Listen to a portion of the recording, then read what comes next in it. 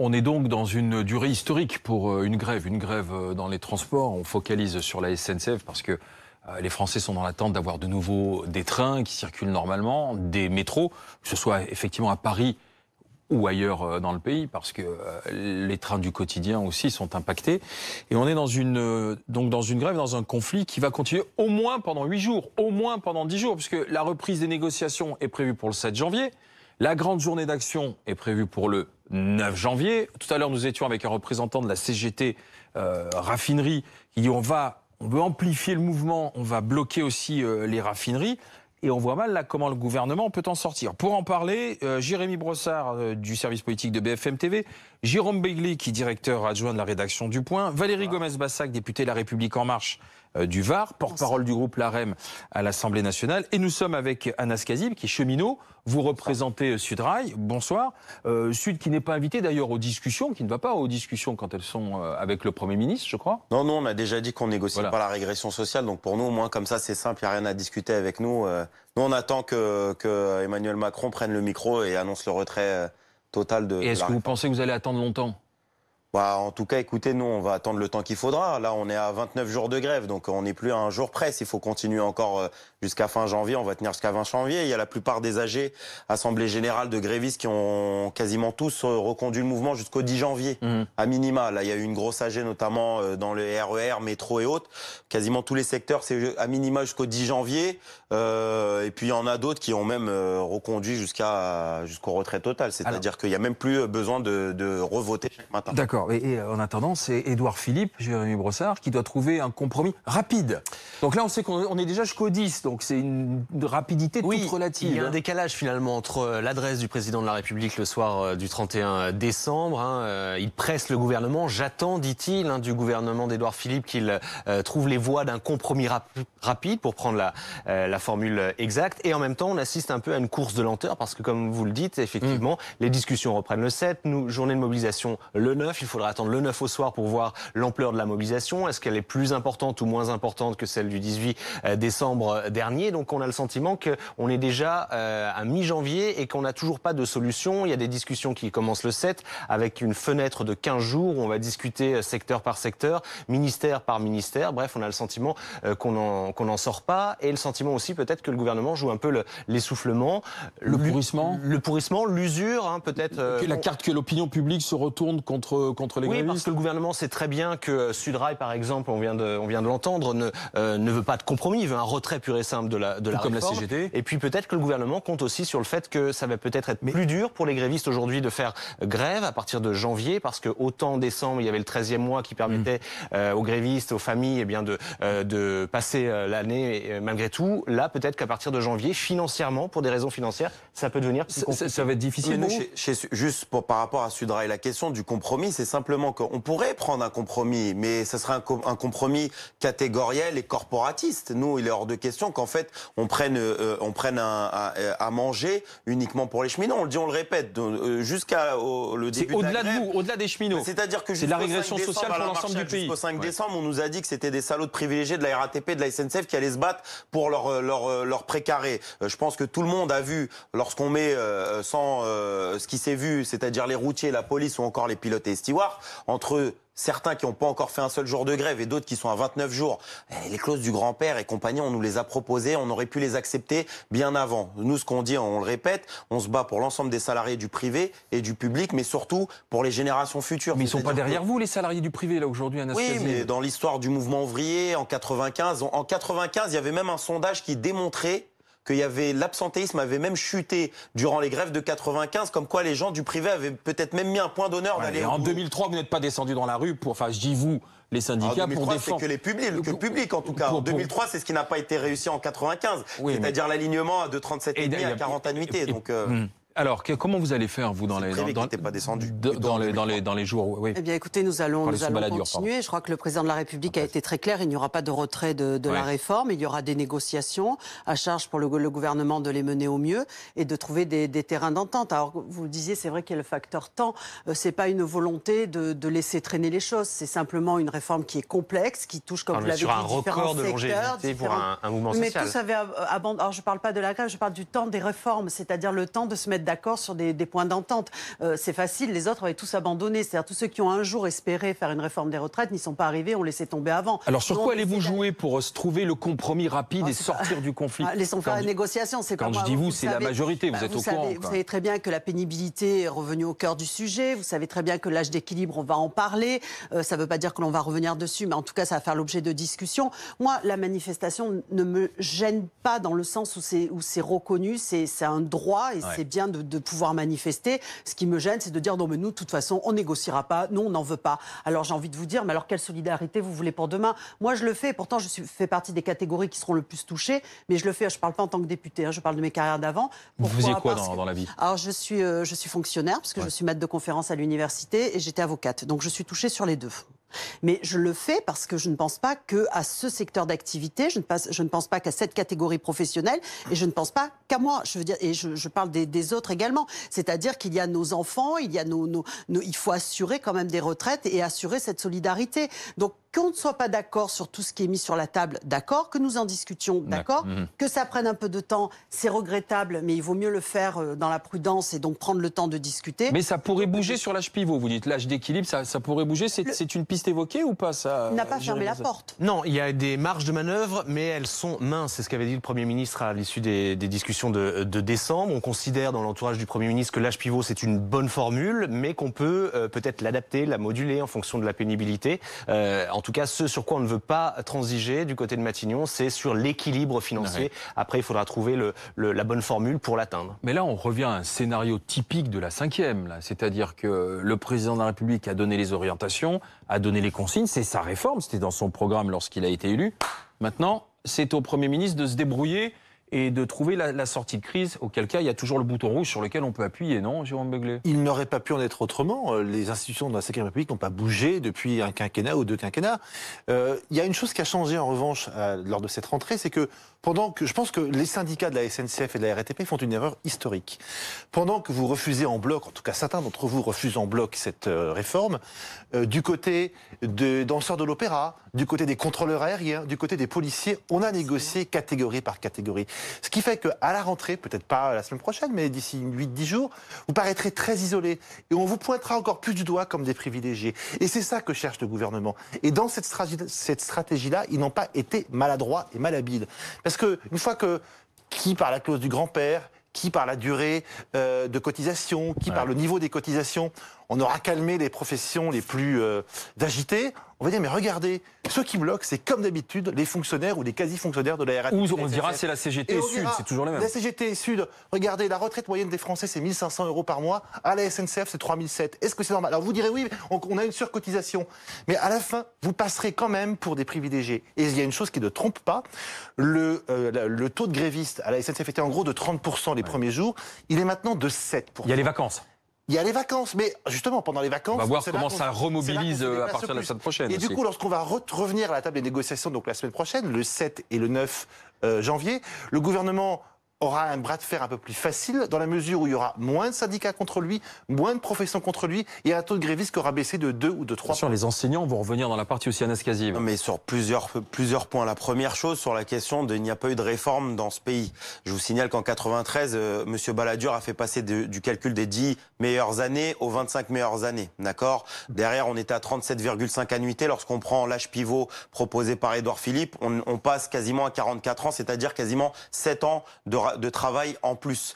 Sur la question de l'âge pivot, moi ça je le mets de côté. On se rappelle du discours de politique générale de Édouard Philippe où l'âge pivot a été mis en place la première fois, où il a été évoqué par Édouard Philippe, c'était au mois de juin. Derrière, retoqué tout de suite, on avait dit c'était le premier recadrage du président de la République. Le deuxième, c'était le fameux Jean-Paul Delevoye sur le fait que lui, il n'acceptait pas qu'il y ait de clause du grand-père. Donc là-dessus, enfin moi, personnellement, l'âge pivot, je parle même pas de l'âge pivot. Non, on parle d'un système par points. Aujourd'hui, il n'y a plus personne dans ce pays qui est dupe sur ce système des retraites. C'est-à-dire que lorsque vous proposez un système universel, et en fait vous êtes en train d'exclure l'ensemble des policiers, des routiers, des pilotes et autres, vous êtes en train de démontrer par A plus B. Moi je pense que la bataille de la communication, elle a été gagnée notamment par les grévistes. Mais pourquoi? Parce que le gouvernement est très maladroit et très mauvais dans la communication. J'ai aucun, sans manquer de respect à Madame Gomez, mais par exemple, en tant que téléspectateur, lorsqu'on voit des députés ou c'est pas des secondes mains, c'est des 5 cinquième main. C'est-à-dire qu'on n'a pas les ténors, on n'a pas Blanquer. Ma voisine appréciera d'être une cinquième main. Non, mais elle est députée. C'est nous qui sommes méprisants d'habitude. Elle est députée. Elle est élue de la République. Elle est élue de la République, elle est députée, mais je suis désolé. Où est passé M. Blanquer? Où est passé M. Castaner? Où est passé Mme Pénicaud? Où est passé Mme Borne quand elle n'est pas à Marrakech? C'est-à-dire qu'on a la vision... d'une réforme des retraites qui a été pilotée de A à Z par Jean-Paul Delevoye, sauf que le taulier est parti avec 14 casseroles derrière les fesses, si je puis dire, et que du coup, il n'y a plus personne qui veut se mouiller. Vous avez du mal à la défendre. Par contre, nous, on sait défendre le pourquoi Madame Gomez-Bassac, Madame la députée. J'ai pas besoin d'être défendue et je pense que le régime des retraites non plus. On est quand même nombreux à penser qu'il faut le réformer, donc ça déjà c'est acté. Monsieur Delevoye a fait un rapport, il fallait discuter sur une base. Cette base, c'est celle-là, et maintenant on va modifier en fonction des négociations. Vous ne pouvez pas dire que les ministres n'ont pas fait le job. Genre, ils ont tous parlé, ils se sont tous exprimés, et aujourd'hui ils vont tous négocier. Rencontrer les syndicats. Ils vont tous rencontrer les syndicats. Il faut arrêter ces fake news, ça devient, mais les citoyens n'en peuvent plus. Et me dire que je suis une cinquième main, excusez-moi. Non, moi, sans vous, je parle de manière générale. De manière générale, nous sommes tous des députés qui venons tous quasiment de la vie civile. Donc on a tous cotisé, on a tous travaillé. C'est pas la politique qui va assurer ma retraite à venir. Donc il faut arrêter ce type d'agression parce que c'est pas juste. Madame Gomez-Bassac, Madame Gomez-Bassac, admettons que dans les jours à venir, comme le rappelait Jérémy Brossard, il y a un certain nombre de critères ou de curseurs sur lesquels on arrive à jouer et que les syndicats dits réformateurs ou constructifs disent OK, topons là et on peut envisager l'avenir autrement. Reste que ceux qui aujourd'hui tiennent le conflit sont ceux qui ne veulent pas du tout du projet. Donc il n'y aura pas de garantie non plus que derrière les trains, les métros et les transports en commun repartent et se remettent en marche. Et depuis le départ, la CGT-FO en est un bon exemple. Ils n'ont aucune envie de négocier, aucune envie d'aller sur cette réforme. Donc Or, c'est ça qu'on vous demande, c'est ça la mission d'Édouard Philippe, c'est de faire en sorte que ça reparte. Espérons qu'ils s'ouvrent au dialogue, espérons qu'ils s'ouvrent à cette réforme, ou en tout cas qu'ils apportent leur pierre à l'édifice en essayant de voir comment est-ce qu'on peut améliorer, parce qu'encore une fois, tout est ouvert et le Premier ministre l'a dit et l'a redit. Oui, mais pas chez toutes les négociations sont ouvertes. Après, tant pis, alors si les réformistes... D'accord, excusez-moi, on va prendre les réformistes. Non, mais si les réformistes signent, si l'UNSA, si la CFDT signe, qu'est-ce que vous allez faire, vous, à Sud et à la CGT? Excusez-moi, déjà, moi, je pense que vous avez un œil...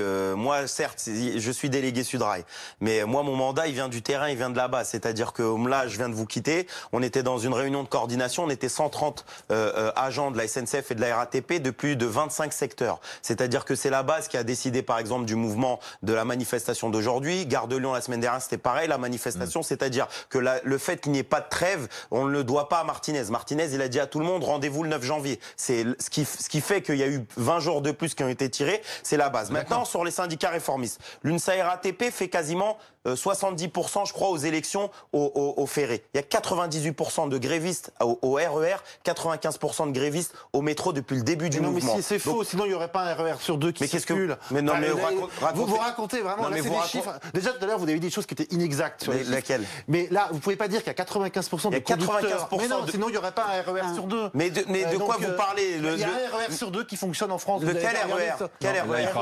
Globalement, ABCD, il y a un RER sur deux. Mais non, vous dites n'importe quoi. Regardez les prévisions pour demain. Non, mais parce que faut pas différencier. Attention.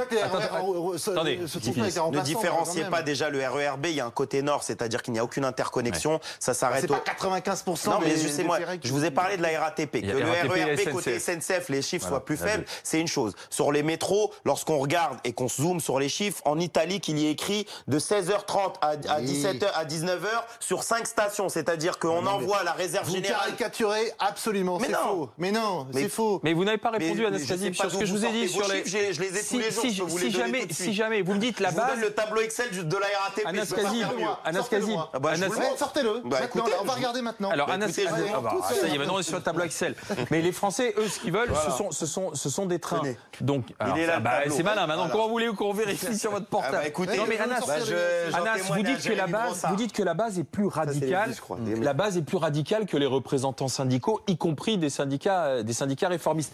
Mais si quand même leurs représentants signent les accords et avancent sur la négociation, que va-t-il se passer? La base ne va pas uniquement rester comme ça, fixer et dire nous, on continue de bloquer. Non, mais on a vu ce qu'a dit M. Escure, c'est-à-dire que M. Escure, il a dit on fait une trêve. Il y a eu 15 secteurs de l'UNSA Ferroviaire qui ont fait des communiqués pour dénoncer justement la position de l'UNSA Ferroviaire. On a même M. Marty qui parfois vient à BFM et on lui met les propres images des délégués UNSA Ferroviaire qui disent non, on est pour le retrait total. C'est-à-dire que moi j'entends qu'il y ait une envie de réhabiliter les corps intermédiaires après un an de gilets jaunes et qu'on préfère discuter avec Laurent Berger. C'est le principe de la démocratie, c'est d'avoir des corps intermédiaires.